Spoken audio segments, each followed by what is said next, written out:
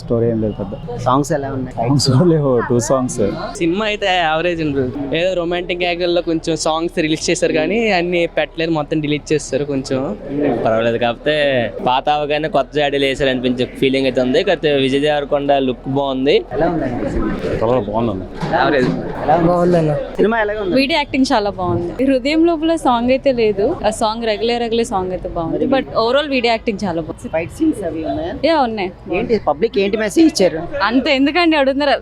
Movies fine, thank you. Public ఏంటి message ఇచ్చారు? Movie బాగుంది భయ్య. ఫస్ట్ హాఫ్ అయితే ఎక్సలెంట్ గా ఉంది, ఫాలోడ్ బై సెకండ్ హాఫ్ కొంచెం స్లోగా ఉంది. ఓవరాల్ గా పర్లేదు, కంబ్యాక్ ఇచ్చినట్టే. స్టోరీ ఏంటండి? స్టోరీ లైక్ ఏంటంటే ఒక ట్రైబల్ స్టోరీ టైప్ అన్నమాట. లైక్ బాగానే లాక్కొచ్చే స్టోరీ, బట్ లిటిల్ ల్యాగ్ ఉంది. విజయ్ దేవరకొండ కొత్త కోణంలో చూడొచ్చు. ఓల్డ్ మూవీ, ఆ ఓల్డ్ మూవీని ఏదో కొంతవరకు చెప్పడానికి చూసాడు కానీ మన శ్రీలంక స్టోరీ.